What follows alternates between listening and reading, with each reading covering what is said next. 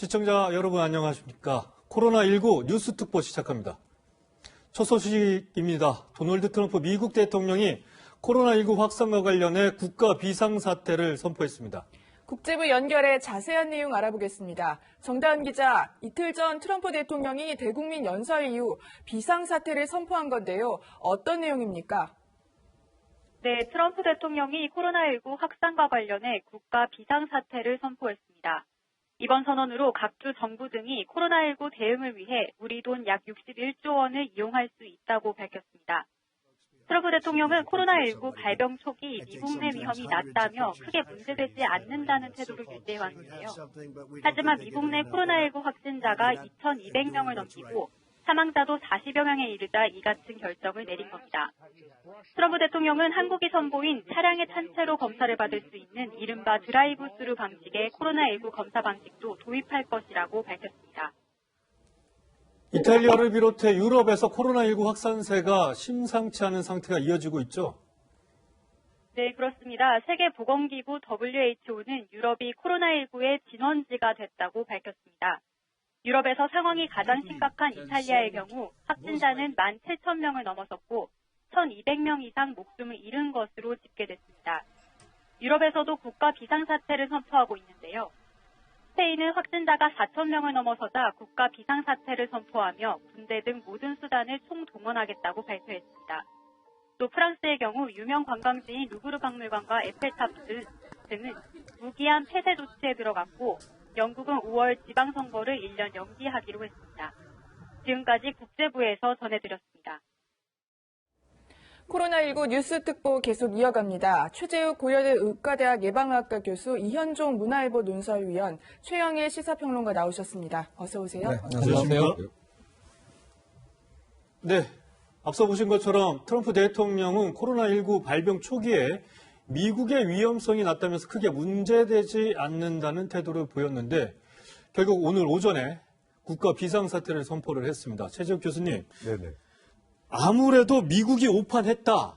그리고 미국에서 본격적인 코로나 확산세가 이어지고 있다. 이렇게 봐도 되는 겁니까? 꼭 그렇지는 않습니다. 오판했던 건 아니고요. 지난 한 달 전의 상황은 충분히 국가 심각한 상태로 볼 수 있는 정도 확산세가 있지 아니하였기 때문에 그 당시에는 그렇게 판단한 것이고요. 예. 지금은 이제 확산세가 지속되고 있고 또 그런 부분들이 미국 공중보건 당국에서도 이야기했듯이 앞으로 일주일 내에 이태리와 같은 상황이 닥칠 수 있다는 그런 위기 상황을 반영해서 지금 그 심각상계 비상사태로 선포한 거라고 봅니다. 아마 아시겠습니다만 팬데믹의 상황에서 미국은 시간을 한 달 반 정도 시간을 벌었습니다. 즉 이 감염을 지연시키는 효과를 여전히 기대했고 그런 기대하는 한 달 반 정도의 여유 시간 동안 이러한 국가 비상사태 대응을 준비하기 위한 그런 노력들을 지금 해왔기 때문에 그런 면에서 좀 여유를 갖고 지금 들여다보는 것 같습니다. 네. 예.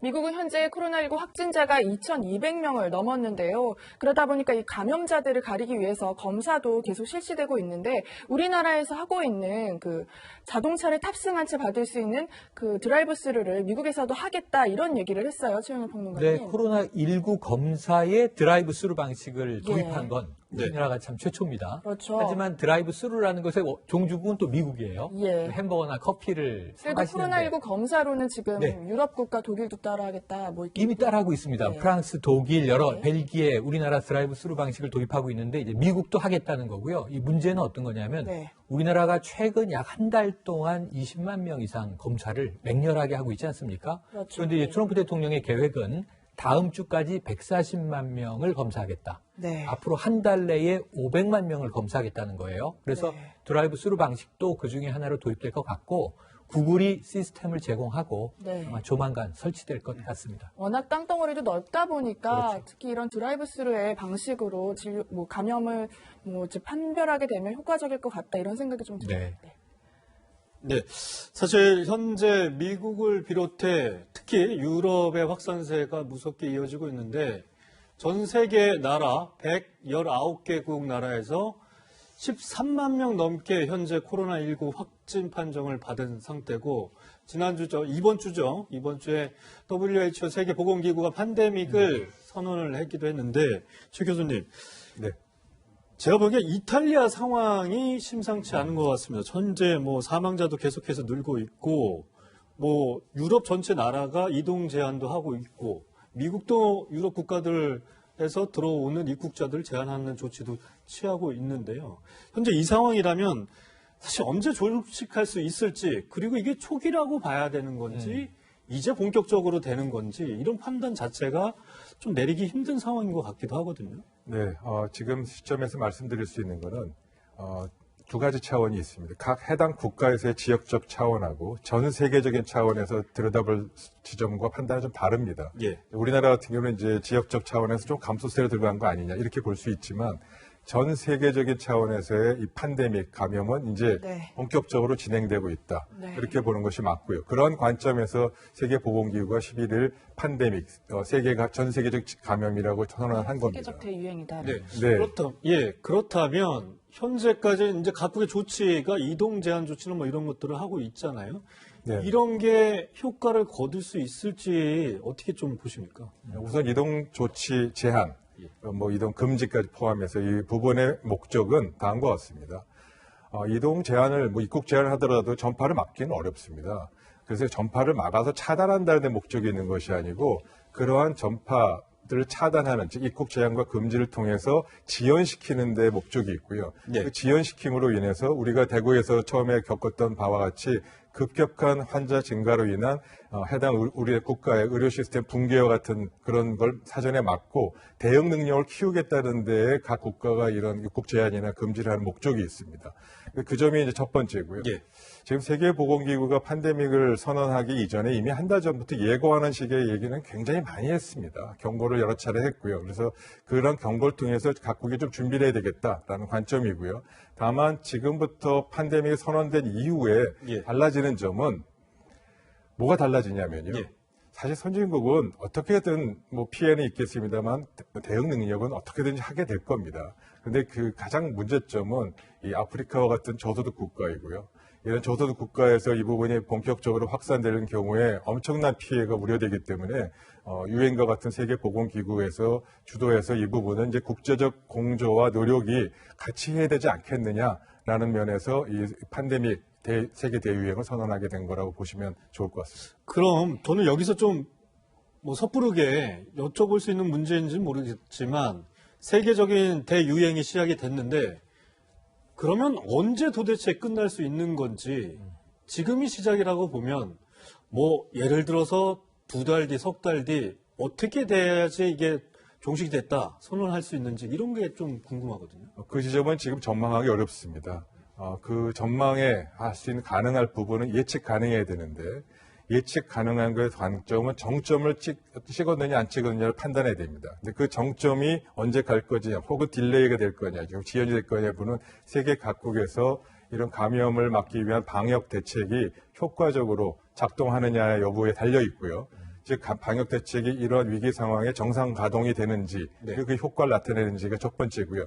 두 번째로 그렇게 한다 하더라도 비관적으로 뭐 메르켈 총리도 얘기했습니다만 40% 70%가 감염될 수 있겠다라는 얘기를 했습니다. 사실 근데 그 뒤집어서 얘기하면 인구의 40에 70% 감염되면 40에 70% 정도가 면역력이 생기게 됩니다. 네. 면역력이 생기면 이 감염병은 대체로 그때서 종식이 됩니다. 이제 그러한 상황을 염두에 두고 얘기한 거라서 감염될 사람들은 다 감염되고 그렇게 종식이 될 수 있을 가능성이 크다는 말씀이시죠? 이게 가장 비관적인 겁니다. 근데 그러한 부분을 아마 종국적으로 피하지 못하겠다라는 워스트 시나리오, 가장 최악의 시나리오를 염두에 두고 이야기한 것입니다. 이게 종식이 아니라 그냥 계절성 독감 형식으로 자리를 잡을 수 있을 것이다. 네. 이런 얘기들도 한간에 좀 나오더라고요. 네, 뭐 사실 바이러스 감염의 종식은 이제 불가능합니다. 그리고 퇴치도 불가능해졌습니다. 결국 토착화돼서 앞으로 이제 계속 계절마다 이제 튀어나오게 될 것이고요. 그래서 따라서 목표는 종식이 아니고요. 일반 독감과 같은 정도의 치사율로 떨어뜨리는 노력들. 그것이 이제 치료제나 백신이겠죠. 네. 그리고 그 해당 국가의 방역과 치료 역량을 올리는 것. 이런 부분들 통해서 그렇게 목표를 삼고 앞으로 방역과 관련된 관리 대책이 그렇게 포인트를 그쪽으로 둬야 될 것 같습니다. 네. 네, 최근 트럼프 미국 대통령도 건강 상태가 도마에 올랐었는데요. 며칠 전만 해도 코로나19 검사를 안 받겠다고 하다가 이 기자들의 집중 공세에 결국 코로나19 검사를 받겠다고 밝혔습니다. 영상으로 한번 보시죠. Doctors have But I said you can might tell have you- it even if you don't have symptoms. Are you being selfish by not getting tested and potentially Well, I didn't say I exposing? wasn't going to be tested. Are you going to be? Most likely, yeah. Most When do you likely. think Not for that'll that reason, happen? but because I think I will do it anyway. 네, 기자들이 굉장히 집요하게 그 트럼프 대통령한테 코로나19 검사를 왜 안 받냐 이런 질문을 했는데요. 그렇게 된 이유가 트럼프 대통령이 최근에 미국에 온 보우소나루 브라질 대통령을 만났는데요. 이때 이 브라질 대통령을 수행했던 수행단 중 한 명이 확진 판정을 받았다고 해요. 이현종 의원님. 네, 지금 영상에도 나오고 있네요. 브라질 대통령인데. 기자회견 같은 경우에 기자들이 처음에 질문할 때는 트럼프 대통령이 계속 나는 건강하다, 컨디션 좋다 네. 이런 이야기만 했어요. 좀 전에 보셨던 마지막에 기자가 당신 너무 이기적인 거 아니냐. 검사 안 받는 게 다른 사람한테 전파할 수 있지 않느냐. 이렇게 물으니까 내가 언제 안 받겠다고 그러느냐. 하면서 이제 본인이 받겠다고 한 것인데. 네. 사실 이 비상사태가 저는 결정되는 원인도 트럼프 대통령의 스스로의 걱정 때문에 저는 작용했다고 보는 것 같아요. 네. 왜냐하면 사실 트럼프 대통령이 그 처음에 할 때 뭐 별거 아니다. 뭐 이런 식으로 대응을 했거든요. 근데 지난 7일 날 그 이 마이애미에 있는 이제 마라라고 리조트에서 네. 브라질 대통령하고 이제 정상회담을 가졌습니다. 근데 문제는 그 정상회담에서 브라질 측에 수행한 커뮤니케이션 국장이 본인이 확진 판정을 받았어요. 그러다 보니까 그때 사실은 이 회담에서 임석을 했었거든요. 네. 문제는 그래서 보나사우로 대통령 같은 경우는 브라질 돌아가서 바로 검사를 받았어요. 예. 본인은 이제 음성이 나왔어요. 네. 예. 그러니까 이제- 페이스북으로 생중계했다더라고요. 네, 그렇죠. 음성이라고. 그러니까 문제는 이제 그러니까 트럼프 대통령도 같은 자리에 있었다 보니까 네. 트럼프 대통령도 이게 지금 확진된 게 아니냐, 이게 걸린 게 아니냐 이런 우려가 있었거든요. 예. 그래서 이제 그 어떤 이 기자들도 계속 그러면 당신이 그렇게 왜냐하면 지금 의회에도 지금 확진자가 나왔어요. 네. 그러다 보니까 지금 또 트럼프 대통령의 사위도 지금 뭐 이게 좀 접촉자가 접촉했다는 이야기도 있고 이방카도 이방카도 접촉했다는 이야기도 나오죠. 있고 예. 그러다 보니까 이게 자칫하면 지금 대선 국면이지 않습니까? 네. 유세를 어떤 면에서 본인이 처음에 하려고 했다가 중단을 했거든요.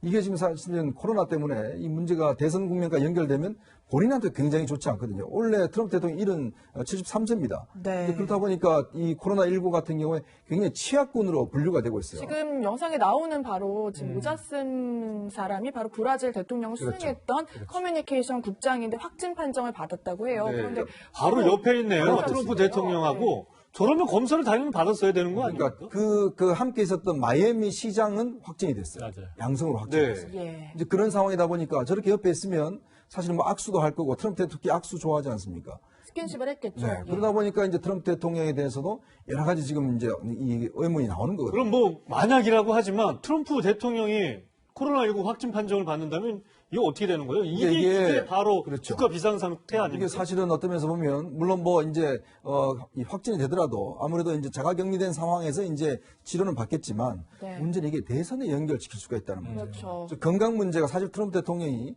그동안 보면 건강 문제만큼은 굉장히 좀 방어막을 많이 쳤거든요. 네. 그리고 이 진단서도 그렇게 명확하게 공개하지 않고. 근데 만약에 이제 이렇게 돼버리면 지금 사실은 대선 국면에서 본인한테 굉장히 악영향을 미칠 수가 있습니다. 아마 그렇기 때문에 트럼프 대통령의 지금 사실은 이 이제 코로나19에 걸렸냐 안 걸렸냐가 사실은 이 미국 정치에도 상당한 영향을 미칠 걸로 보입니다. 네.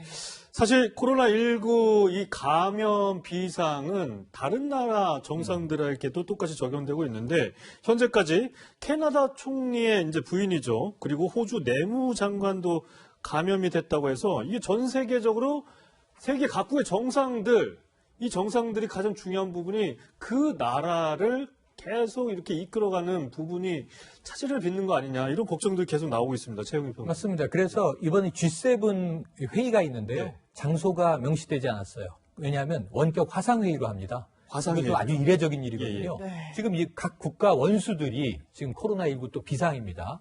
이거 아주 특별한 VIP 방역에 해당하는데 말씀하신 대로 캐나다 총리의 부인 이 소피 그레고 여사가 확진됐어요.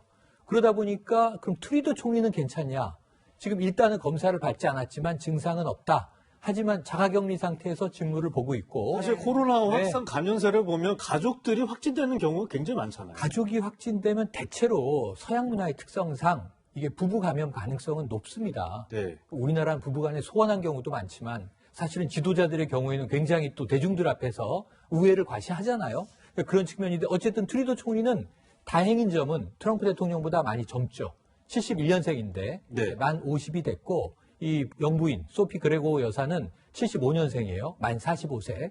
그러다 보니까 어쩌면 이것은 뭐 큰 문제가 아닐 수도 있지만 어쨌든 직무에 영향이 있느냐 없느냐고 아까 말씀하신 호주의 내무장관이 확진된 이후에 이방카를 만났단 말이에요. 네. 이방카가 자가격리 상태에서 지금 일을 하고 있다고 하는데 백악관의 이제 참모진들은 그럴 필요까지는 없다 이렇게 이야기하고 있습니다. 사실 지금 중동 같은 경우에는 이란이 굉장히 코로나19 감염 속도가 빠른데요. 이란은 수석 부통령까지 감염이 됐고 장관들도 잇따라 감염되면서 지금 사태가 계속 격화되고 있다고 합니다. 네, 뭐 세계 각국 정상뿐만 아니라 유명인들도 이 감염이 되고 있다는 사실이 속속 나타나고 있는데 뭐 유명하신 분이죠. 톰 행크스 부부 또 코로나19 양성 판정을 호주에서 받았다는데 영화 촬영을 하다가 이게 확진 판정을 받았다고 네. 호주에 영화 촬영을 하러 부부가 함께 갔다가 호주에서 확진 판정을 받고 호주에서 격리 중인데 톰 행크스가 직접 SNS를 통해서 자신의 경과를 계속 알리고 있어요.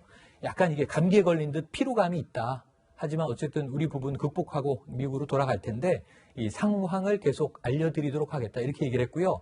뿐만 아니고 지금 스포츠 스타들도 문제입니다. 미국은 그 농구 NBA가 전격 일정 취소됐고 네. 모두 다 미뤄지고 있는 가운데 이 유럽 리그 우리나라 시청자들이 관심이 많거든요. 근데 우리나라 선수에 대한 관심이 크잖아요. 오늘 보니까 인터넷 포털에 석현준이라는 이름 석자가 상위 검색어로 올라와 있더라고요. 지금 걸렸다고 합니다. 확진됐다고 합니다. 누구죠? 석현준. 석현준 선수는 예. 10년 전 19살 나이로 네덜란드의 명문 구단입니다. 아약스에 입단을 했어요. 그리고 유럽 리그를 아주 많이 거쳤습니다. 사우디아라비아에도 있었고 터키에도 있었고 포르투갈에도 있었는데 최근에는 프랑스의 트로아라고 하는 팀에 프로 선수로 소속돼 있어요.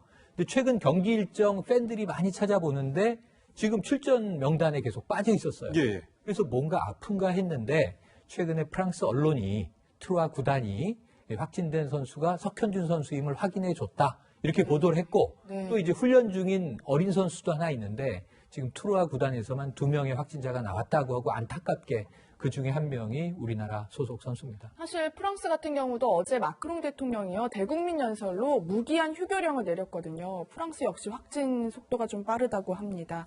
여기서 저희가 또 이제 뭐 유명인이라고 해야 될까요? 이 북한의 얘기를 좀 해보려고 하는데요. 북한의 김정은 국무위원장이 홀로 마스크를 쓰지 않은 사진이 공개가 됐습니다. 지금 뭐 동해 쪽에서 군사훈련을 진행하는 모습인 것 같은데요. 일각에서는 이 코로나19를 피해서 평양을 떠난 거 아니냐 이런 관측까지 나오더라고요. 이현종 의원님. 지금 사실 북한의 상황이 어떤 면에서 우리 정보기관도 굉장히 예의주시하고 있어요. 특히 지금 북한군의 또 움직임 자체가 지난 한 30일 동안 거의 움직임이 없었다라는 네. 지금 관측이 나오고 있습니다. 최근에 이제 그 미사일 실험이 있었잖아요. 예. 그러니까 원산 쪽에서 있었어요. 네. 그렇다 보니까 최근에 공개된 사진을 보면 김정은 위원장만 마스크를 끼고 있지 않지 나머지는 전부 다 마스크를 끼고 있어요. 그러니까요. 왜 그런 거예요? 왜냐하면 결국은 지금 상당히 내부적으로 코로나19가 창궐 하고 있다는 이야기예요.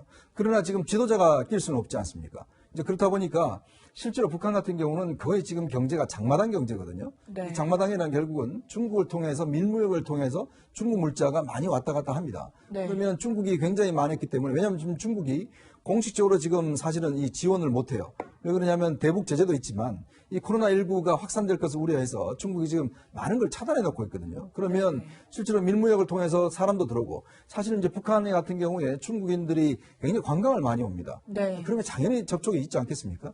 문제는 그렇다 보니까 사실은 이제 평양만 어떻게 살수를 해보려고 하는 것 같은데 그것도 힘들 것 같으니까 제가 볼 때는 아마 원산 쪽으로 원산에 이제 본인의 뭐 별장도 있고 집도 있고 하니까 예.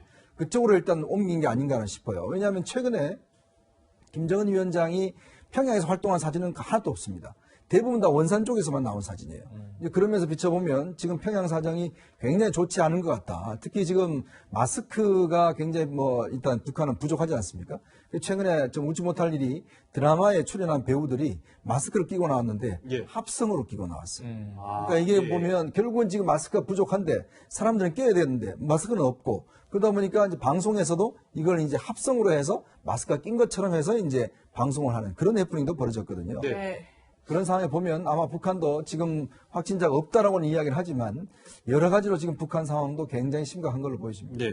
사실 북한의 이제 이 코로나19 확산세가 굉장히 이 심각한 상황이 되면 사실 체제에 대한 걱정을 우리 국민들이 안 할 수가 없는 부분이 있거든요. 이런 점 때문에 북한에서 정말 확실하게 얼마나 환자가 나왔는지 파악이 필요하고 그 부분에서 국제사회에 도움을 요청할 수 있는 부분들은 정확히 빠른 시일 내에 하는 게 이 안정적인 부분에서 이 굉장히 중요한 이슈가 될 것 같습니다. 최 교수께 좀 여쭤보겠는데요. 사실 지금 북한 쪽에서는 이 공식적으로 확진자가 없다. 이렇게 얘기를 하고 있어요. 근데 마스크는 저렇게 쓰고 있고, 그리고 북한이 중국하고 굉장히 가까운 나라잖아요. 그렇다 보면 이미 심각할 정도로 확산된 게 아닌가. 이런 좀 예측들도 나오더라고요. 네, 그렇게 추정하고 있습니다. 제가 좀 남북보건의료 협력위원장도 맡고 있습니다. 그래서 그 남북보건의료 사업을 지난 10여 년간, 거의 10여 년간 이제 했던 경험을 살려서 말씀드리면, 이 북한 보건의료가 갖고 있는 보건의료 체계의 수준은 굉장히 열악합니다. 그래서 치료도 제대로 하기 어려운 상황이 아주 굉장히 심각하고 특히 지방의 경우는 굉장히 열악한 상황입니다. 네, 이번 코로나19 바이러스의 감염은 결국 사람을 통해서 전파되는 거기 때문에 어떠한 형태의 인적 교류가 있었다면, 특히 그것도 중국에서 인적 교류가 있었다면 감염, 전파는 피할 수 없었을 겁니다. 네. 그러한 부분들이 전파되는 과정에서 효과적으로 감염 확산을 차단하려면 방역 조치와 함께 물품들이 필요하고 또 환자가 발생한 경우에 적극적인 치료가 보완이 되지 않으면 사망자는 피할 수 없는데, 이런 부분들이 저희가 이제 그동안에 봤던 여러 가지 그 북한 보건의료의 수준을 보았을 때 아마 굉장히 심각한 위기 상황에 있을 것이다라고 의학적으로 좀 합리적 추정을 해봅니다. 그러면 사실 북한이 아직 국제사회나 뭐 WHO의 조사 이런 부분들을 받지 않고 있잖아요. 이런 경우에 뭐 국제사회가 강제적으로 아니면 WHO라는 세계보건기구가 북한 상황을 정확히 파악을 해야 되니 여기 가서 우리가 국제기구로서 어떠한 조사라고 해야 될까요? 그런 부분들을 할 수 있는 권한들은 있을까요? 어떻게 해야 돼요? 없습니다. 해당 당사국이 요청하지 않으면 세계보건기구도 가서 직접 조사를 할 수 없습니다. 그래서 그 지점이 상당히 어려운 부분이고요. 사회주의 국가의 공통적인 특징입니다. 비단 북한뿐만 아니고 뭐 중국이나 이 중앙아시아에 있는 사회주의 국가들은 이런 국가보건 통계가 거의 공개가 되어 있지 않아서 문제점이 드러나지 않으면 또 그 나라 해당 국가가 국제사회에 요청하지 않으면 개입하기가 좀 어렵습니다. 다만 북한이 과거의 여러 가지 그 전례를 봤을 때 굉장히 애둘러서 표현을 합니다. 그런 애둘러서 표현하는 지점을 참 우리가 짐작해서 들여다봐야 되는 그런 상황으로 하는 것 좀 안타깝고요. 여러 가지 상황을 놓고 볼 때 지금 굉장히 어려운 상황이다. 그리고 환자라든지 이런 감염 차단이 효과적으로 하지 못하는 상황이다. 라는 부분을 짐작하고 이거를 오히려 적극적으로 나서서 좀 도와주는 걸 선제적으로 먼저 이렇게 의사 표명을 해야 되지 않느냐라는 관점에서 아마 지금 정부나 남북보건을 담당하시는 분들이 고민하고 있다고 판단됩니다. 네. 이 스포츠 경기도요, 코로나19의 영향을 굉장히 많이 받고 있거든요. 이 중에서 이제 제일 궁금한 건 바로 도쿄 올림픽이 7월에 정말 치러질 수 있을지 관심이 모아지는데, 뭐, 일본 측은 계속해서 하겠다라는 입장이지만, 트럼프 대통령마저도 사실 뭐 좀 미뤄야 되지 않겠냐. 1년 정도 연기 얘기도 했었고요. 또 오늘 들어온 소식은 그리스에서는 이 성화 봉송 일정이 취소가 됐다고 하거든요. 네, 말씀하신 그 대목입니다. 도쿄 올림픽이 좀 어려워졌다 이렇게 전망할 수 있을까요? 지금 뭐 아직 적신호라고 봐야 될지 모르겠지만 노란불 정도는 들어왔습니다. 왜냐하면 국제 스포츠가 다 연기되고 있거든요. 우리나라 K리그, 프로야구 개막 다 미뤄졌고요. 아까 미국의 NBA 같은 엄청난 돈을 벌어들이는 흥행도 전격 일정 취소입니다. 유럽의 축구리그도 다 지금 취소가 됐고요. 그럼 도쿄올림픽은 7월 24일에 열릴 수 있겠는가? 트럼프 대통령이 1년 연기하는 게 좋겠다. 관중 없이 하는 것은 참 난 보고 싶지 않다. 그래서 파장이 컸는데 일본은 아니라고 하고 있거든요. 이 연기 취소 절대 없다. 7월 24일 강행한다는데 지금 문제는 그리스에서 성화가 채화되잖아요. 채화됐어요. 그리스의 태양으로 여사제들이 채화했는데 원래는 이게 일주일 동안 그리스 전역을 달려요. 3,200km를 달리면서 헐리우드 스타들이라든가 명사들이 봉송을 하는데 봉송을 하려고 하니까 사람들이 몰리는 겁니다. 지금 모이면 절대 안 되잖아요. 아무래도 보고 싶은 사람들이 있겠죠. 보고 싶은 사람들이 있겠죠. 그러니까 뭐 본인이 좋아하는 스타, 스포츠 스타, 영화 스타 그러니까 사람들이 몰릴 것 같으니까 그리스는 봉송 취소. 그럼 어떻게 되냐면 체화된 이 성화만 비행기로 일본으로 공수가 됩니다. 네. 그럼 일본에서 과연 이 성화 봉송을 할 수 있을까요? 이런 문제들 때문에 예. 지금 아무래도 쉽지 않겠다라는 이야기가 조심스럽게 나오고 있습니다. 네, 사실 뭐 아베 정부에서 가장 이 적극적으로 펼쳐왔던 올림픽 분위기를 한순간에 이제 꺾일 수도 있는 상황인 거고, 경제적인 효과도 한 7조 원 넘게 이 차질을 빚을 수 있다고 하니까 이 부분이 과연 일본 정부 어떻게 해법을 찾을지 좀 주목을 해봐야 될 것 같습니다. 네, 코로나19 확진자는 하루 만에 107명 증가했습니다. 국내 확진자 수는 8,086명으로 늘었는데요. 지난 1월 20일 첫 확진자가 발생한 이후 54일 만에 확진자가 8,000명을 넘어섰습니다. 어제 처음으로 1일 기준 완치 환자 수가 신규 확진자보다 많아졌는데요. 오늘도 204명의 완치자가 나오면서 추세를 이어갔습니다. 대구에서 62명의 확진자가 추가로 나왔고 수도권에선 29명이 추가로 확진 판정을 받았습니다. 네. 근데 뭐 대구 경북 상황은 좀 주춤해 보이긴 하는 것 같은데 수도권 세종을 중심으로 소규모 집단 감염이 확산되고 있는데 앞으로 전망 좀 어떻습니까? 네, 세종시 확진자도 하루 만에 7명 증가해서 39명으로 늘었는데요. 특히 정부 세종청사에서 근무하는 해양수산부 소속 공무원 25명이 확진 판정을 받았습니다. 가족까지 포함하면 해양수산부 관련 확진자는 27명에 달합니다. 서울 신림동 콜센터 관련 확진자도 115명이 됩니다.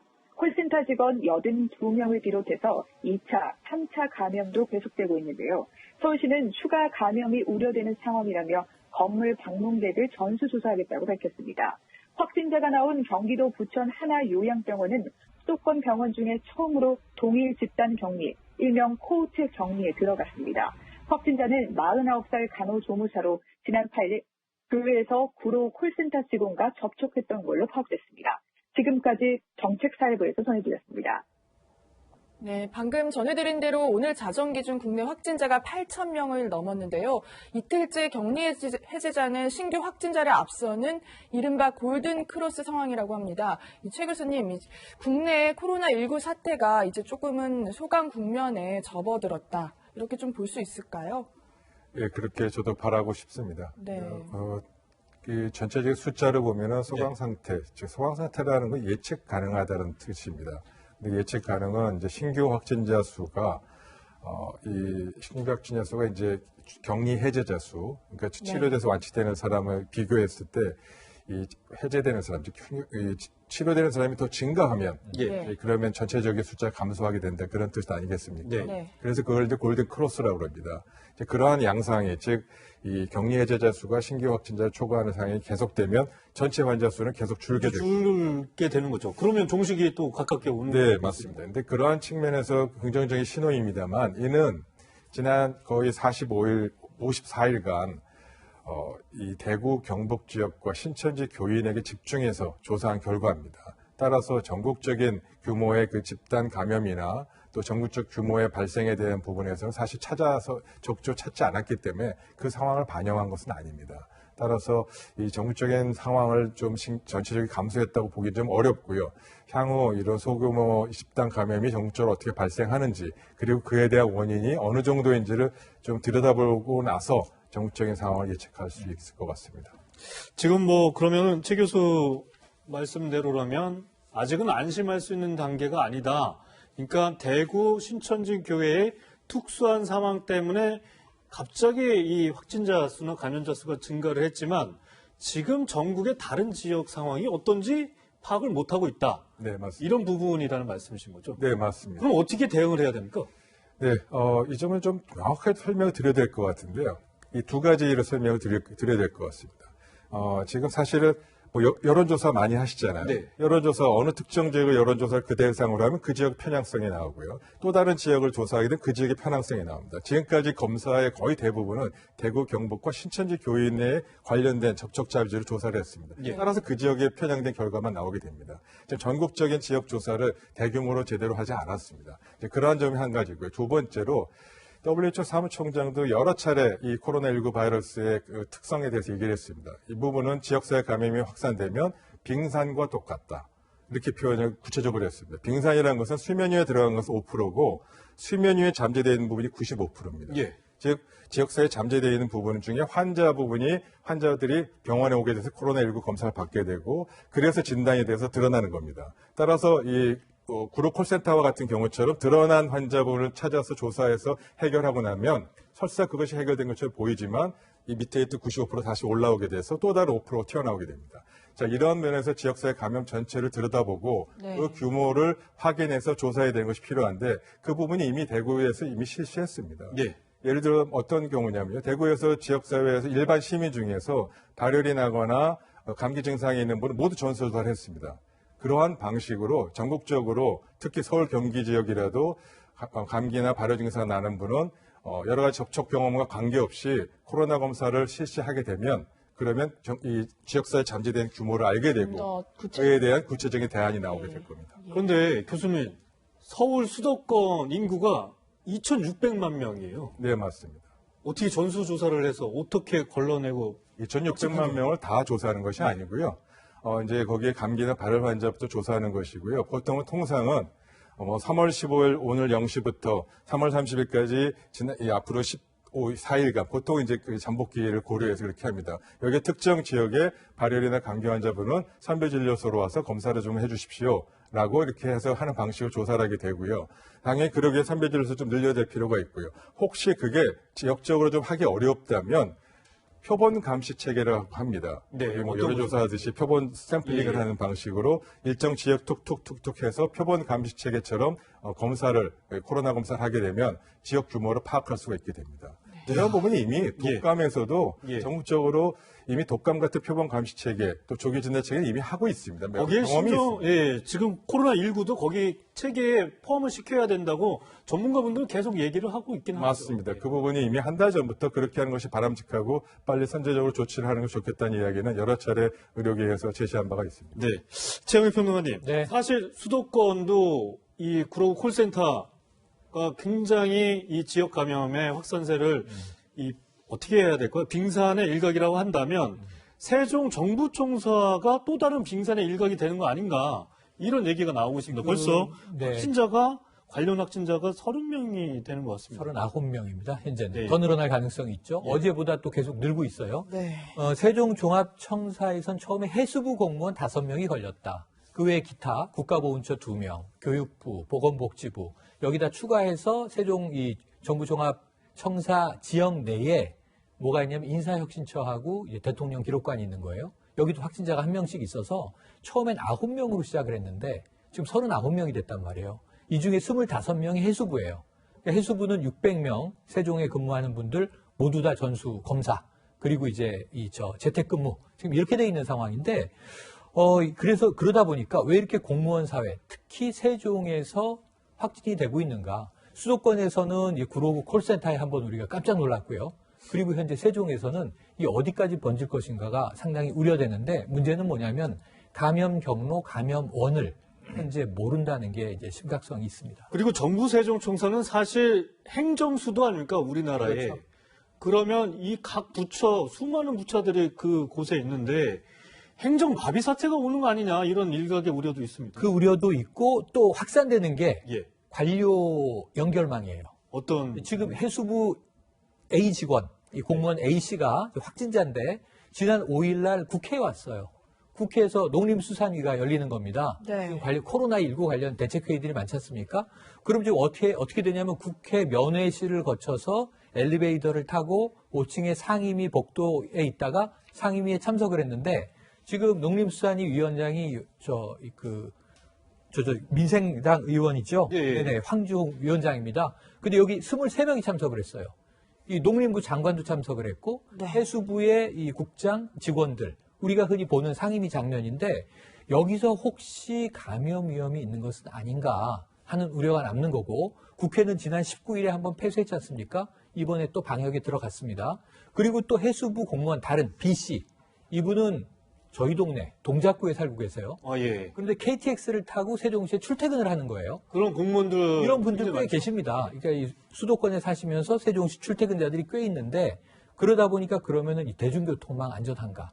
지금 이 B 씨도 확진자입니다. 이런 문제들 때문에 이 공무원을 통한 지역사회 감염 우려, 또 관료사회 감염 우려, 국회로 전이될 가능성은 또 이제 그러다 보니까 오늘 아침 속보 보셨을 거예요. 이 세종시 정부종합청사는 그 건물 디자인 자체가 옥상이 다 연결된 산책로로 되어 있습니다. 옥상 정원 오늘부로 폐쇄됐습니다. 네. 해양수산부의 확진자들의 감염 경로가 밝혀지지가 않고 있는데요. 최 교수님, 네. 이제 감염 경로를 좀 알아야지 좀 감염 확산도 막을 수 있는 어떤 대안이 나올 텐데 좀 그런 부분들 좀 우려하십니까? 두 가지입니다. 감염 경로, 최초의 감염을 찾는 방식은 초기 단계는 지금 유용합니다. 네. 우리가 뭐 한 달 전, 한 달 반 전을 놓고 그때는 그런 방식이 유용한데 이제 그런 방식은 찾기 어렵습니다. 지역사회 감염이 확산되면 감염원이 누군지를 알지 못하고 설령 조사를 한다 하더라도 그걸 찾기 어렵습니다. 그게 지역사회 감염의 특징입니다. 따라서 노력은 하되 그 부분에 너무 많은 이 인력과 자원을 낭비할 필요는 없고요. 오히려 확진된 환자를 대상으로 접촉자를 빨리 찾아서 접촉과 추가 확산을 막는 것, 이 부분이 가장 중요한 거고요. 지금 그런 방식으로 지금 조사를 해서 계속적으로 추가적인 확진자가 나오는 것이라고 이해해 주시면 되고요. 이렇게 좀 넓혀가고 있기 때문에 조만간 더 이상 이제 확진자는 처음 발견된 해수부 공무원으로부터 확진 나오지 않겠습니다만 아까 말씀드린 대로 빙산의 일각처럼 또 다른 곳에서 지금 감염이 나타날 가능성은 여전히 들여다보고 감시해야 될 지점입니다. 이 세종청사 이 감염 규모나 감염 속도로 봤을 때 최 교수께서는 더 확산될 여지가 있다고 좀 판단을 하시나요? 물론입니다. 그럼 어떤 식으로 좀 전개될 것이라고 보십니까? 예, 지금 그래서 말씀드린 대로 이제 그 점을 우려해서 전 직원에 대한 검사를 좀 확대하고 있지 않습니까? 전 부처. 네. 지금 해수부는 전체 다 하고 하고 있고요. 있고. 그 외에 전 부처에 대한 부분도 선별진료소를 아예 지금 세종청사에서 설치해서 검사들을 확대해 나가고 있고 전체 직원이 다 검사를 다 하는 것이 바람직하다고 보고요. 최선의 방호 조치, 최선의 방역 조치가 중앙부처 이 국가기관 시설에 근무하신 분들은 이루어져야 된다고 봅니다. 네. 지금 박주연 민생당 공동대표가 지금 자가격리 조치를 받았거든요. 2주간. 예. 네. 이렇게 되면 지금 이제 여기 의원들이 자가격리 조치를 받잖아요. 네. 그럼 선거가 지금 30일 남았습니다. 예. 그러면 14일 동안은 사실 집에 있어야 돼요. 그렇죠. 그러니까 선거운동을 못 하게 되죠. 만약 박주연 의원은 출마를 하지 않기 때문에 네. 하지만 만약에 출마하는 의원들이 만약에 자가격리 조치를 받으면 접촉만 해도 확인만 돼도 그렇죠. 이렇게 되면 선거운동을 못 하잖아요. 그럼 집에서 선거운동을 하게 되는데. 선거도 연기. 이렇게 되면 이제 그래서 오늘 박주연 공동대표도 이게 이렇게 되면 이제 선거 연기해야 되는 거 아닌가 이 이야기도 나오고 지금 영국에서는 지방선거를 연기를 했지 않습니까? 네. 만약 이게 지금 해수부 사태가 뭐 공무원으로서 끝나면 괜찮지만 이게 이제 국회로 와서 국회 상임위나 의원들한테 연결되고 이 의원들이 실제로 이번에 선거에 출마하는 사람이라면 이거는 상당히 여러 공정성과 공평성의 문제가 또 생길 수가 있는 거거든요. 네. 그래서 이 문제는 저는 간단치는 않다고 봅니다. 네. 최 교수님, 그리고 수도권 얘기 좀 짚고 넘어가야 될 것 같은데, 구로 콜센터 관련 확진자가 너무 수도권 이곳저곳에 거주를 하다 보니까 어떻게 보면 한 번에 부채살처럼 확산이 된 것 같아요. 이게 뭐 추가 접촉자를 막고는 있다고 하지만 이미 확산될 대로 확산된 거 아니냐, 막을 수 없는 상태가 된 거 아니냐, 이런 얘기들이 좀 나오고 있습니다. 그리고 지금도 수도권 병원에서 첫 코호트 격리가 나왔어요. 이것도 굉장히 제가 보기에는 위험한 징조가 아닌가, 이런 생각이 또 들기도 하고요. 네, 이 점은 뭐 충분히 예견됐던 부분이고요. 이런 상황에 대해서 전문가들은 수차례 경고를 한 바가 있습니다. 그래서 사실 어쩔 수 없이 피할 수 없는 부분이고요. 이 콜센터와 관련된 그런 상황은 다시 한번 말씀드린다면 밀폐된 공간에서 많은 사람들이 밀집해서 장시간 같이 있는 이러한 형태의 사업장 혹은 이러한 형태의 대중 모임에서는 언제든지 추가적인 감염이 발생할 수 있습니다. 따라서 하나의 사례고요. 이미 지역사회 감염이 전반적으로 지금 확대된 이런 상황에서 이러한 부분을 지금 대처하는 부분은 사건이 발생하면 가서 이제 조사하고 추가적인 전파를 막아야 되겠죠. 예. 그러한 측면 어쩔 수 없이 필요합니다만 근본적인 대책, 즉 지역사회 전체 감염에 대한 부분을 조사하고 모니터링하는 부분이 필요하다고 보이고요. 아까 말씀드린 그 부천에서의 요양원이 지금 코호트 격리 상태로 됐는데 네. 구체적인 상황을 좀 말씀드리면 이 구로 콜센터의 직원 한 분이 예배를 보러 갔고 예배를 보러 간 곳에서 전파가 돼서 한 분이 확진자가 됐는데 그분이 요양원에 근무하셔서 요양원에서 근무하다 보니까 혹시 요양원에 감염 우려가 될 이 전파가 확산될 것 같아서 지금 네. 코호트 격리 선제적으로 한 거라고 봅니다. 근데 이 부분은 좀 약간 들여다봐야 됩니다. 이러한 코호트 격리를 얘기하겠다고 한 그 상황이 부천시에서 좀 단독으로 하는 것으로 좀 보이고요. 예. 질병관리본부가 충분히 상의했는지는 좀 검토가 필요하고 여태까지 사례적으로 봤을 때 이 환자나 입소한 분이 아닌 그런 분에서 환자가 발생하고 대량으로 했을 때는 코호트 격리가 됐습니다만 여기에 출퇴근하는 직원이 확진자라고 해서 그 기관 전체를 시설 전체를 코호트 격리한 것은 좀 예외적입니다. 그리고 네. 그에 대한 필요성이 있었는지 그리고 그렇게 하는 것이 타당한지에 대해서는 좀 나중에 좀 들여다봐야 될 지점이고 좀 더 나중에 판단을 해야 될 것 같습니다. 네, 이 부분은 계속해서 좀 살펴봐야 될 것 같습니다. 네. 네, 오늘 그 대구 경북 지역의 코로나 확산의 원인으로 알려졌던 이 신천지 교회에 관련하는 소식인데요. 오늘 신천지 교회의 36주년 창립 기념일이라고 합니다. 신천지 교회 측은 이미 대규모 모임은 하지 않는다고 밝혔었는데요. 하지만 각 지역에서 혹시나 이 교인들이 모임을 할지 모를까 이런 부분들에 대해서 우려하는 분들이 많으시다고 하거든요, 네. 윤 의원님. 네, 36주년이나 됐네요, 벌써. 네, 신천지가 1984년도에 이만희 총회장이 이제 안양에서부터 처음 시작을 했어요. 바로 이제 이날이 이제 3월 14일이 이제 시작을 해서 오늘 이제 기념일인데 원래 이날 같은 경우는 뭐 잠실체육관 이런 데서 대규모 행사를 합니다. 한 2만 명, 3만 명. 매년 그렇게 해왔죠. 매년 해왔죠. 이제 그러면 본다면 지금 한 5,600명 정도가 이제 격리 해제가 됐어요. 대구 네. 경북 지역에, 대구 지금 지역에서. 보니까 대구 콜센터 일부에서 또 이제 확진자들이 나오는데 이 콜센터 직원들 같은 경우 또 신천지 교인들이란 이게 나와요. 그러고 보면 결국 우리가 지금 처음에 했던 31번 환자분 같은 경우 아직 퇴원을 못 하고 있습니다. 증상이 나아지지 않아서. 그리고 또 퇴원을 했는데도 불구하고 또 뭐 재발한다는 분들도 또 있다고 하잖아요. 네. 그렇다 보면 특히 신천지 여기가 처음부터 굉장히 심했던 데 아니겠습니까? 예. 그래서 지금 당국의 걱정은 뭐냐면 지금 이제 전체 큰 행사는 못 하더라도 3, 4모 따로 모여서 워낙 신천지가 이제 좀 조직적으로 소규모 모임 많으니까. 네, 그리고 지금 상태에서 신천지 뭐 신도 입장에선 더 결속력을 다지기 위해서 그렇죠. 얼굴이나 한번 보자. 지금 이렇게 할 수도 있을 것 같아요. 특히 이만희 지금 총회장이 이제 지시를 내는 게 뭐냐면 이때일수록 단결해야 된다는 지시를 또 내렸어요. 이제 그런 걸로 보면 만약에 이제 모르게 3, 4모 모여서 왜냐면 뭐 정부가 다 감시는 할 수 없지 않습니까?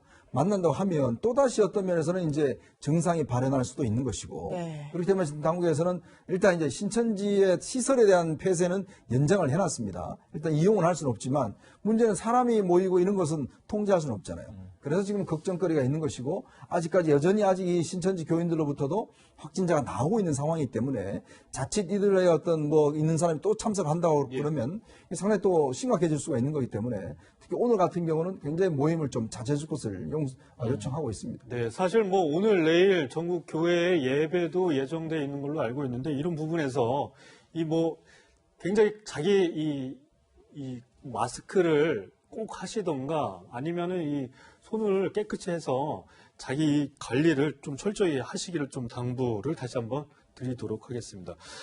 다음 얘기를 좀 해봐야 될 것 같은데요. 저희가 사진 몇 장을 좀 준비를 했습니다. 지금 준비가 됐는지 모르겠는데 화면상에서 지금 보시는 게 의료진들의 마스크입니다. 지금 화면에도 이름의 약자를 마스크에 직접 이렇게 새겨놓은 모습인데 벽에 걸려 있었고 그리고 저렇게 이름까지 이 의료진들이 마스크에 새겨놓고 있습니다.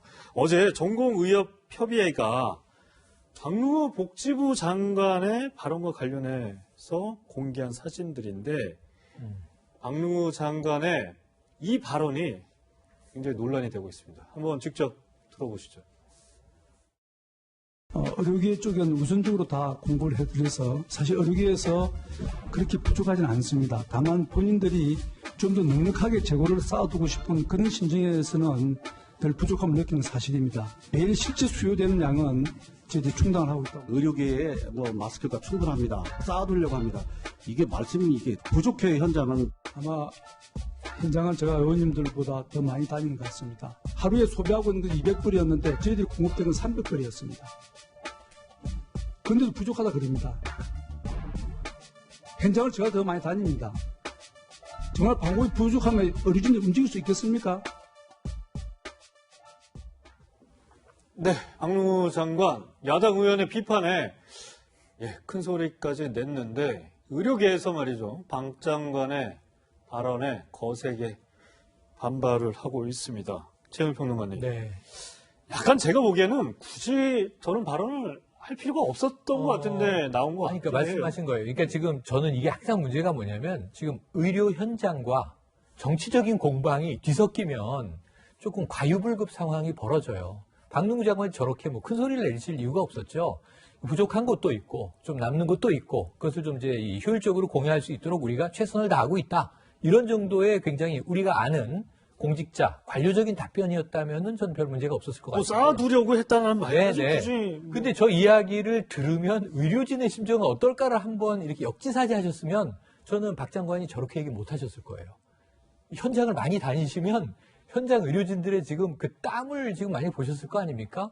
우리가 한번 지난번에 생각해 보세요. 의료진이 콧등에다가 마스크를 압박하고 있기 때문에 N95 마스크를 숨도 쉬기 힘들다고 하는데 하루 종일 쓰고 있으니까 콧잔등에 상체기가 나잖아요. 밴드 투혼. 우리가 그런 걸 국민들이 성원을 보내고 있는데, 어찌면 좀 뭐랄까요. 충분히 공급되고 있는데 재고를 좀 충분히 쌓아두고 일하고 싶은 마음에 부족하다고 하는 것이다. 이건 너무 좀 과한 나간 발언이 아닌가. 그래서 저 부분은 전 정치적인 공방, 야당 의원의 어떤 질타에 밀리지 않고자 하는 의도가 있다는 것은 이해해 보려고 하지만 제일 먼저 우리가 배려해야 할 것은 의료진의 심경이다. 의료진을 응원하는 일이다라고 하는 점에서는 정말 좀 적절하지 않은 도를 넘친 발언이 나오게 된 것 같습니다. 안타깝습니다. 네, 이 힘들고 절박한 상황을 몰라주는 이 박능우 장관의 분노한 의료계의 목소리도 한번 들어보시죠. 저희가 덴탈 마스크도 없어가지고 일주일에 한 장 갖고 있거든요. 그러니까 정말 어이가 없다? 화나지가 않고 좀 어이가 없는 그런 상황이에요. 네, 사실 이 코로나19 최전선에서 매일 사투를 벌이는 의료진들 마스크가 좀 더 필요하고 더 달라고 하면 제가 보기에는 조금 더 줄 것 같아요. 그리고 이런 부분에서 모자른 게 뭐냐고 오히려 다시 물어보는 게 맞는 거 아닐까 그런 생각이 드는데 최 교수님. 네. 동료 의사들 지금 의료 현장에서 뛰고 있는 분들 많고 선배 후배들도 있지 않습니까? 그리고 직접 코로나 사태 관련돼서 여러 가지 얘기들을 많이 들으시는데 박 장관의 이 발언 의료진들은 좀 어떤 반응입니까? 우선 사실관계부터 먼저 정확하게 말씀드리겠습니다. 박 장관님께서 의료진에게 우선적으로 공급하고 있다. 맞습니다. 그게 사실입니다. 그 이야기는 전국이 지금 워낙에 마스크 대란부터 시작해서 이 보고 대란이었는데 그러한 와중에도 의료계에게 우선적으로 공급을 좀 하는 부분이 있습니다. 그러나 그 또한 절대량이 부족하다는 점을 좀 착각하신 것 같고요. 두 번째로 어디 병원을 다녀오신지 모르겠습니다만 그럴 수도 있겠습니다. 200불이 하루에 필요한 300불이 있더라. 그런데 그 점도 약간 좀 착오가 있으신 것 같습니다. 병원은 이런 방호복과 마스크는 통상 이게 하루치를 갖고 있으면 불안해서 일을 못합니다. 왜냐하면 응급 상황이 항상 발생할 수 있고 대량의 환자가 올 수 있기 때문에 보통 며칠치를 갖고 있어야 됩니다. 그래서 그러한 관점에서부터 항상 불안하기 때문에 하루치밖에 안 남았다 그러면 너무 놀라서 항상 여기저기 연락하고 비축을 하는 것이 저희의 기본적인 습관이고요. 그 사태고요. 근데 저 정도의 300벌을 갖고 있고 하루 이상치를 갖고 있는 기관은 그나마 대구의 일부 이 기관일 겁니다. 그렇지 않은 대부분의 이 여타 의료기관과 일선 의료기관, 의원급 또 많은 병원에서는 여전히 부족하고 있고 하루에 하나씩이 아니고 이틀에 2, 3일에 하나씩 갖고 있을 정도로 상황이 지금 굉장히 어려운 상황인데 좀 그런 전반적인 상황을 들여다보지 못하고 한두 군데 상황만 보시고 이렇게 얘기를 하신 것 같아서 조금 안타깝습니다. 네, 이현정 의원님. 네. 아이고, 예. 참 어이가 없네요. 정말 사실 뭐 세계 각국이 우리나라를 많이 칭찬한다고 하지만 그 칭찬하는 게 우리 정부를 칭찬하는 게 아닙니다. 우리 의료 시스템과 의료인들을 칭찬하는 거거든요. 정말 자기 몸을 사리지 않고 지금 대구 경부로 가신 분들, 자녀들이 반대함에도 불구하고 내가 현장에 있어야 된다고 한 분들, 자, 그런 분들한테 우리가 어떤 면에서 보면 우리 국가가 정부가 마스크만이라도 걱정 없이 보급해 주는 게 당연한 임무 아니겠습니까? 자, 그리고 이 방호복 같은 경우도 이거 챙겨놨다고 해서 이 의사분들이 이거 가지고 무슨 돈을 법니까? 뭘 하십니까? 이게 무슨 뭐 돈이 비싼 거라고. 자, 그러면서 지금 박능호 장관이 이 이야기가 한두 번이 아니지 않습니까? 이미 여러 차례 저런 이야기를 많이 했어요. 우리 국민들한테 정말 부하가 나는 이야기를 많이 하셨는데 이번 코로나 사태가 중국에 갔던 우리 국민들 때문에 일어났다라고 이야기를 하신 것뿐만 아니라 감염학회에서 이 중국 차단하자는 권위가 없었다. 라는 그런 또 다른 이야기를 하신 것뿐만 아니라 지금 또 이런 이야기 어떤 면에서 보면 정말 의료진들이 힘 빠지는 이야기를 하시는 거거든요. 더군다나 주무부처의 장관입니다. 자, 그러면 최소한의 커뮤니케이션의 어떤 능력이나 어떤 이런 상황은 파악하고 계실 텐데 저는 더 한심한 게 뭐냐면 이런 박능호 장관을 지금 계속 지켜보고 있는 정부가 더 한심한 거예요. 지난번에 국회에 나가서 박능호 장관 발언에 대해서 동료 장관들이나 부총리가 다 사실이 아니라고 정정했지 않습니까? 그럼에도 불구하고 왜 경고를 하지 않는 것인지, 저런 이야기로 또 왜 의료진들이 힘을 빼내고 있는 것인지, 누가 봐도 지금 현장의 상황을 보면 모든 물자가 부족해서 지난번에 대구의사회 회장이 문재인 대통령이 내려왔을 때 딴 거 필요 없습니다. 제발 아무거나 다 주십시오. 저희들 열심히 하겠습니다. 그 이야기 못 들으셨습니까? 저는 그래서 정말 이거는요, 그냥 정부가 대통령이 놔두시면 안 된다. 저는 그런 건의를 좀 드리고 싶습니다. 네, 알겠습니다. 뭐 이 얘기는 여기까지 하고요. 최재욱 교수하고 최영일 평론가는 여기서 인사드리도록 하겠습니다. 감사합니다. 네, 코로나19 확산이 이제 경제까지 감염시키고 있는데요. 먼저 현장의 목소리를 들어보시겠습니다.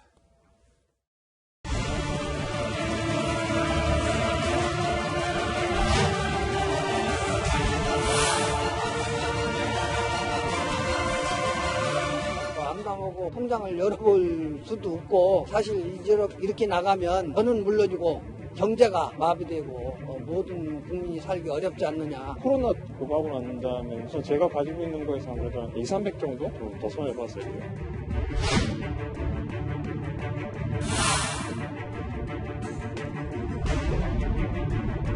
32년 동안 벌었던 수익을 이 코로나 사태로 몽땅 다 현시하고도 부족한 상황입니다. 도산이라든가 파산까지도 염려되는 부분입니다. 훔치고 가는 날이 허다합니다.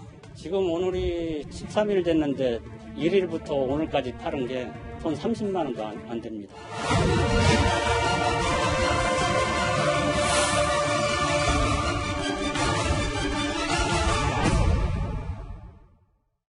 네, 코로나19 국내 주식 시장은 물론 이제 실물 경제 현장까지 덮치고 있는 상황입니다. 그야말로 대혼란인 상황인데 프로그램이 시작할 때 저희 트럼프 대통령이 국가 비상사태를 선언했다는 소식을 전해드렸는데 이인철 참정훈 경제연구소장 나오셨습니다. 네, 안녕하십니까. 이 소장님, 일단 오늘 새벽 뭐 이런 미국의 트럼프 대통령의 비상사태 선언 때문인지 미국 증시, 뉴욕 증시는 반등에 성공을 했습니다. 그렇습니다. 이제 새벽에 마감한 이 뉴욕 증시는 일단 급락세가 멈췄습니다. 전날 다우존스 산업평균 지수가 9.99%가 빠졌어요. 아마 이제 1987년 블랙 먼데이 이후 최악이었는데 지금 트럼프 대통령이 국가 비상 사태를 선언했는데 이게 어떤 의미가 있냐? 네. 연방 정부가 갖고 있는 돈을 주 정부에 풀 수 있는 이제 계기가 됩니다. 그게 얼마죠? 한 500억 달러, 우리 돈으로 하면 60조 원 상당을 진단, 방역, 의료 기관에 이제 투입할 수 있는 길이 열리게 되는데 네. 사실 그 전만 하더라도 급여서 면제해주겠다고 했어요. 면제 금액이 1,000억 원입니다. 네. 1,000조. 우리나라 한 해 예산의 2배를 이제 깎아주겠다라고 얘기하니까 저거는 무슨 말도 안 되는 얘기냐. 의회 통과가 불투명하다.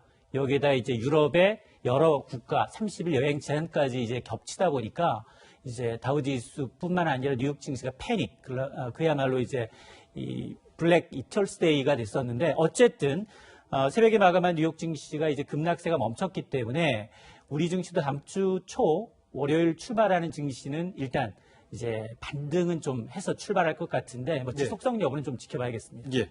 네. 2008년 글로벌 금융위기보다 더 심각한 상황이 올 거란 전망도 나오는데요. 어제 문 대통령이 긴급 회의를 가진 후 은성수 금융위원장의 1차 조치가 나왔습니다. 잠시 들어보시죠. 금융위원회는 시장의 불안 심리 확산을 억제하기 위해 보다 강한 시장 안정 조치를 시행합니다. 먼저 다음 주 월요일부터 6개월간 유가증권 시장 및 코스닥, 코넥스 시장 전체 상장 종목에 대해 공매도를 금지합니다. 상장 주식 전 종목에 대해 일시적 공매도 금지 조치는 2008년 10월, 2011년 8월에 이은 세 번째 조치로서 최근의 엄중한 상황을 반영하여 금지 기간을 6개월로 설정하였고 6개월 후 시장 상황을 보아가며 연장 여부를 검토하겠습니다. 네, 일단 어제 나온 게 다음 주 월요일부터 6개월간 공매도를 금지한다는 건데요. 이인철 수장님, 정확히 어떤 조치인가요? 그러니까 이제 공매도라는 투자 기법은 주가 하락에 베팅을 하는 겁니다. 네. 내가 주식이 없는데 주가 하락이 예상되는 종목을 남한테 빌려서 네. 그걸 팔고 나중에 주가가 떨어진 종목을 되사서 갚는 거예요. 그래서 일반적으로 선진국들도 행하는 투자 기법이긴 한데 근데 이게 우리나라는 기울어진 운동장이라는 거예요. 외국인하고 기관이 공매도를 통해서 차익을 실어나면 늘 개인은 굉장히 손해를 보는 구조입니다. 개인 비중 1%가 채 안 됩니다. 그래서 청와대 청원 게시판에 공매도를 좀 금지해 주십시오라는 청원까지 올라가 있는 상황이었거든요. 근데 금융당국은 사흘 전에 그러면 공매도 완전 금지는 좀 그러니 선별적으로 좀 제한을 내보자라고 아이디어를 냈는데 그게 올해 역풍을 맞은 겁니다. 그 다음날 바로 뭐 주가 일시정지라는 사이드카부터 시작을 해서 서킷 브레이커라는 너무 주가가 비이성적으로 떨어졌을 때 안전장치가 잇따라 발동이 된 겁니다. 그러다 보니까 금융당국은 최후 수단이긴 한데 역대 세 번째로 그러면 전 종목에 대해서 한 6개월 정도는 적어도 주식을 빌려서 파는 이 공매도를 좀 제한하겠다라는 겁니다. 이런 조치가 어떻게 좀 평가를 보십니까?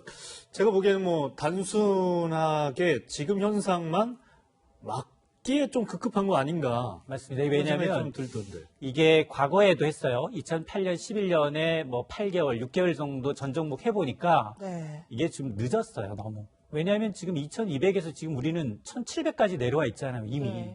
근데 지금 하게 되면 이게 긍정적인 효과도 있지만 부정적인 효과가 분명히 있습니다. 왜냐하면 외국인들이 메리트가 없네? 한국 시장이 돼. 선진 증시에서는 공매도가 여전히 통용이 되고 있는데 한국 시장은 통용이 안 된다라고 하면 돈을 빼는 속도가 더 가팔라질 수가 있는 거죠, 분명히. 그러다 보니까 금융당국도 주저주저 했었는데 그러면 과거에 실질적으로 2008년, 2011년 공매도 금지 6개월 정도, 8개월 정도 했을 때 실제로 그러면 주가 하락이 멈췄느냐? 멈추지 않았어요. 이후에도 한 30% 넘게 더 빠집니다. 그러니까 이제 실효성 부분에 대해서는 찬반 논란이 있습니다. 사실 제가 기억하기로는 이 전염병, 이 바이러스 때문에 이렇게 증시 상황이 악화되는 사례를 최근 몇십 년 동안 본 적이 없었던 것 같고요. 그래서 그런지 세상에 볼 수 없는 상황이 벌어지다 보니 이 대표적인 안전자산이라고 볼 수 있는 금이나 채권도 같이 주식과 함께 떨어지고 있어요. 맞습니다. 이게 이제 증시 혹시 이제 패닉이라는 말, 초창기에 나타나는 현상이에요. 모든 투자자산, 보통 이제 이런 이제 위험자산이라고 불리는 주식자산에서 돈을 빼면 자연스럽게 안전자산이 채권, 달러, 엔화, 금으로 이동합니다. 평상시 같으면. 근데 지금은 패닉 초기예요. 오직 캐시. 현금만 갖고 있겠답니다. 달러 위에는 모든 것은 다 필요 없다. 현금을 쟁여 놓고 있어야지 나중에 이 위기가 더 확전될 경우 이제 추가로 이제 유용 가능한 이제 여유 자금이 되기 때문에 그런데 이게 왜 그러느냐? 지적하셨던 것처럼 사스와 메르스는 치사율은 높았지만 확산 국가는 20여 개 국가였습니다. 동남아의 위기였다면 지금 아까 좀 전에 확인했는데 이번 이 코로나19의 경우에는 지금 확산 국가가 143개 국가예요. 오늘 하루만 10개 국가가 더 늘어났습니다. 우리 아마 파도 타기 기억하실 거예요. 파도 타기를 하면 진원지였던 중국하고 이웃나라는 한국만 진정 국면일 뿐 아직 유럽 그리고 미주 확산되고 있습니다. 네. 오늘 트럼프 대통령이 국가 비상사태를 한 이유는 지역사회 감염이 너무 빠른 속도로 일어나고 있고 감염자 수가 1,600명을 넘어섰습니다.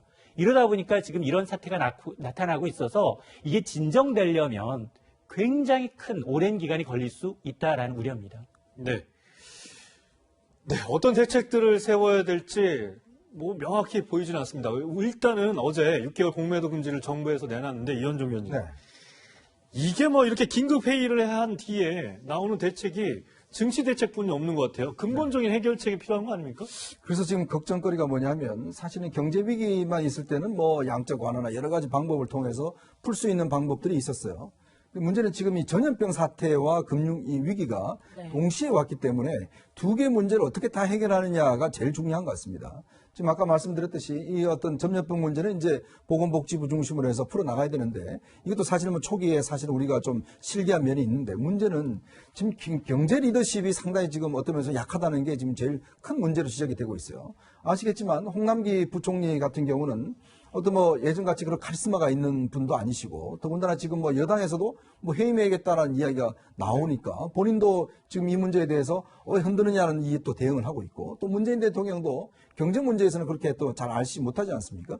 자, 그렇다 보니까 사실 이 공매도 금지 같은 경우도 이미 금융당국에서 결정을 해놓고도 대통령 면담까지 다 지켜보고 있었던 거죠. 그러니까 대통령이 결정하니까 이제 바로 시행을 한 거거든요. 그러니까 뭐냐면 이런 그러니까 상황이 위기가 있으면 경제 같은 경우는 속도가 굉장히 중요합니다. 시점이 중요하고 빨리빨리 결정을 해줘야 되거든요. 아시겠지만 이명박 대통령 시절에는 이 청와대 내에 워룸을 만들었지 않습니까? 거기서 123차례에 걸친 회의를 거치면서 상황을 지휘를 했어요. 마찬가지로 지금도 빨리빨리 결정을 하고 시행하는 조치가 필요하고 또 우리가 필요하다면 통화 스와프를 맺어서 미국이나 일본과 통화 스와프를 맺어야 되는데 지금 문제는 미국과 일본과 통화사업은 다 해제가 되고 중국과만 돼 있어요. 자, 그럼 이거는 문제를 일본과 이것도 빨리 우리가 안전장치를 만들어야 되는데 과연 지금 상황에서 그걸 준비하고 있는가? 지난 9일날 제가 보니까요. 경제부총리, 공정거래위원장, 금융위원장 전부 어디 가신지 아닙니까? 마스크 공장에 다 가 계세요. 대통령이 마스크 챙기라고 그러니까 경제수장들이 전부 다 마스크 공장 가 계세요. 지금 그런 상황이 아니거든요. 마스크는 마스크대로 식약처가 담당화되고 나머지 지금 이 경제 문제는 경제부총리 이런 분들이 정말 머리를 맞대고 빨리빨리 결정해줘야 되는데 문제는 최소 마스크에만 지금 집중되어 있다 보니까 제가 알기로도 경제부에 있는 지금 기획재정부에 있는 유능한 공무원들이 마스크 업무에 다 투자가 되고 있어요. 이런 게 아니라 지금 상황은 지금 세계 위기와 이 속에서 우리의 어떤 위치를 빨리 헤쳐나가야 되기 때문에 이 부분에 대한 리더십이 정말 저는 절실한 것 같습니다. 네. 한 번도 경험하지 못한 위기 속에서 이 주식 시장도 비상이지만요. 더 큰 문제는 실물 경제 아닐까 합니다.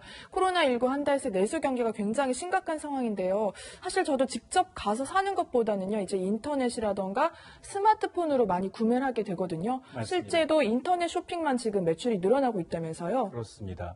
지금 아마 최근에 이 롯데는 전 세계 700여 개 매장 가운데 200여 개를 연내 이제 폐점하겠다라고 밝혔어요. 롯데그룹이요? 롯데그룹이. 자, 이거 굉장히 큰 뉴스거든요. 이거는 직간접적인 인력이 10,000여 명이 넘고요. 인근 상권까지 죽이는 행위예요. 그러니까 대기업이 벌써 이렇게 어렵다라고 얘기할 정도로 심각한 수준이고 실질적으로 지금 지난달 이제 통계를 보게 되면 백화점, 대형마트, 유통업체 매출이 20% 많게는 30% 넘게 빠졌습니다. 그리고 신차 판매도 거의 4분의 1 토막이 났고요. 자, 그러다 보니까 단지 늘고 있는 게 뭐냐를 따져보면 온라인, 집에서 할 수 있는 게 없으니 생필품 같은 거를 온라인으로 구매하는 언택트 소비라고 합니다. 이것만 한 27% 이상 1년 전과 비교하면 늘어났는데 근데 우리 집에 앉아서 쇼핑을 하게 되면 가격 비교하게 돼요. 꼭 필요한 생필품만 삽니다. 대형마트 가면 저기 지금 1+1 충동 구매도 가능하고요. 매출 측면에서 경제 규모, 부가가치 측면에서 언택트 소비가 늘어나는 거는 그다지 큰 부가가치를 창출하지 못해요. 자, 이런 점에서 아마 정상적인 소비 활동, 사회적 거리 두기는 유지하되 정상적인 사회 활동을 할 수 있도록 유도할 필요는 있습니다. 네. 사실 그렇다면 가장 큰 문제는 빨리 코로나19 이 상황이 좀 잠잠해지고 종식 수준은 아니더라도 어떤 안정적인 부분이 있어야 될 것 같은데 그런 부분은 아까 뭐 최재욱 교수하고도 얘기를 했지만 아직까지는 뭐 전망할 수 없다. 그리고 이게 국내 상황뿐만이 아니라 다른 전 세계하고도 관련이 있는 거잖아요. 그리고 또 하나 제가 궁금한 건 과거에는 사실 재정, 이렇게 경기가, 신흥 경기가 침체를 하면 돈을 많이 뿌려서 경기를 활성화시키는 부분이 있었는데 지금 상황에선 사실 감염병이 계속 확산되고 있는데 돈 재정을 확대해서 돈을 뿌린다고 이게 경기가 활성화될 수는 없는 거잖아요. 트럼프 대통령이 1,000조 원에 달하는 급여세 면제해주겠다 그러니까 증시가 폭락을 했습니다. 그 의면에는 이게 돈 풀어서 될 문제냐라는 의구심이에요. 이게 유동성의 함정입니다. 네. 미국은 2008년 글로벌 금융위기 이후에 4조 5천억 달러를 공중에서 뿌렸습니다. 그 돈의 3분의 2는 신흥시장에 와 있어요. 근데 그걸 출구 전략, 흡수하는 과정에서 이 위기가 생긴 겁니다. 여기다 또 돈을 풀겠다는 겁니다. 그러면 지금 이 돈을 풀어서 경기를 부양하는 건 이제 기업들이 저리로 이제 은행에서 빌려서 투자하고 기계 설비를 돌리라는 의미지만 지금은 앞으로의 경기된 불확실성 때문에 기업들은 유보금을 쌓아놓고 있고 소비자들은 미래 불안한데 돈을 지갑을 닫고 있다는 거거든요. 그런데 오히려 이 자산 버블, 부동산이랄까? 이 자산 버블만 더 일으킬 수 있는 요인이기 때문에 전 국가가 지금 한 20여 개 국가가 지금 재정정책, 통화정책을 동시에 하고 있습니다. 동시에 하고 있음에도 불구하고 이 위기를 과연 이제 옛날과 같은 똑같은 방식으로 극복이 가능하냐 이 부분에 대해서는 회의적인 반응도 있습니다. 네, 이와 관련돼서 어제 전주시에서 재난 기본소득 이 5만 명에게 52만 7천 원씩 이 현금으로 지급을 하겠다라는 이 안이 통과가 돼서 다음 달부터 5만 명한테 52만 7천 원씩 나눠주려고 합니다. 어떻게 보면 이현정 의원님, 이 부분에서 경기가 침체된 부분에서 현금을 통해서 지역 경제를 활성화시킨다. 고개를 끄덕이고 또 돈을 그 받는 입장에서도 아 이렇게 해주니 고맙다 쓰겠다. 경제에 도움이 될 것 같기도 하고요. 어떻게 봐야 됩니까? 지금 뭐 정치권에서 김병수 지사는 국민 1인당 100만 원씩 한 51조 원을 뿌려야 된다는 이야기. 또 서울시장 같은 경우도 60% 되는 이제 그 어떤 국민들한테 이걸 나눠줘야 된다는 이야기. 뭐 다들 지금 지자체는 앞다퉈서 이야기를 하고 있고, 근데 지금 청와대나 정부 차원에서는 이건 사실 어렵다라는 이야기를 하고 있지 않습니까? 사실 재난이 있기 때문에 그까지만 보면 사실 어떤 면에서 보면 이게 소비를 진작시킬 수 있다고 이야기를 하지만 문제는 과연 이것이 소비 진작이라는 것이 실제 제일 중요한 경제 그렇지 않습니까? 생산 현장에 투입이 돼서 생산적인 것들을 좀 해내고 그것이 소비로 또 이어지고 이런 것들이 중요한데 문제는 이렇게 뿌린다는 게 결국은 국민의 세금을 가지고 뿌리는 거거든요. 그러면 단기적인 효과는 있을 수가 있겠지만 이게 경제 전체적인 큰 면에서 과연 효과가 있을 것인가에 대한 의문점이 분명히 있는 것이고요. 또 이렇게 되어버리면 이후에 이거에 대한 재정에 대한 문제는 또 누가 감당할 것이냐. 지금 사실은 정부가 추가경정 예산을 확대를 지금 꺼리는 이유도 뭐냐 하면 지금 이미 국가부채 비율이 40%가 많이 넘어갔습니다. 자, 이런 상황에서 지는 또 확장 재정을 원래 해놨죠. 거기다가 또 추가경정 예산 11조 하죠. 거기다 또 6조를 더 하죠. 그 다음에 문제는 이 예산 자체가 보면 사실 생산 현장에 대한 투입보다는 굉장히 선심성이라든지 뭐 이런 것들이 많다고 한다면 또 총선이 앞두고 있고 이런 상황에서 이게 어떤 면에서 보면 돈이 제대로 쓰일 때 가는 것이 아니라 사실상 어떤 면에서 그냥 뿌리는 효과만 나오는 게 아니냐 이런 우려가 있기 때문에 상당히 좀 논의를 더 해봐야 될 측면이 있는 것 같습니다. 네. 시청자들이 궁금해할 만한 지금 이 코로나19 사태 언제 끝날지 모르지만 소장님 경제 우리 경제, 증시 어떻게 전망해야 될까요? 어제 SK증권이 이번 위기가 글로벌 금융위기급으로 전이가 된다면 종합주가지수가 1100선까지도 무너질 수 있다라고 얘기를 했어요. 1100선. 최악의 시나리오. 그렇습니다. 왜 보통 이게 뭘 근거로 한 거냐. 사실은 미국 증시가 다우지수가 3만 근처에 갔다가 지금 2만 1000에서 2만 3000. 고점 대비 20% 이상 빠졌습니다. 그러면 이제 본격적인 침체 국면에 진입을 했는데 침체 국면에 진입하게 되면 위기급이면 고점 대비 절반, 50% 정도 빠진다는 겁니다. 그러니까 올해 고점, 종합주가지수가 한 2200선이었으니까 50% 빠진다면 1100선이라는 거예요. 근데 지금 1100선도 의미가 없는 게 삼성전자와 SK 하이닉스를 제외하면 지금이 1100선이에요. 대중들이 갖고 있는 주식은 거의 오르지 않았습니다. 근데 문제는 뭐냐? 지금 외국인들이 지금 단기간에 거의 10조 원 넘게 주식을 팔고 있는데 개인들이 그걸 다 받고 있어요. 그래서 이게 지금 바닥을 먼저 예단하지 말자. 바닥 밑에 지하 1층, 지하 2층 그 아래 내려가면 멘틀이 있고요. 내획, 외핵이 있습니다. 그러니까 이 사태가 진정 국면으로 들어가면 분명히 한국 주식이 이제 코리아 세일인 건 맞다. 그러나 그 급반등하는 시기를 찾아야지 지금은 떨어지는 칼날이다라는 겁니다. 네. 하여튼 앞으로 전망이 불투명하다는 말씀이신 것 같습니다. 두 분과는 여기까지 말씀 나누도록 하겠습니다. 감사합니다. 코로나19 뉴스특보 오늘 준비한 내용 여기까지입니다. 네, 시청해 주셔서 고맙습니다.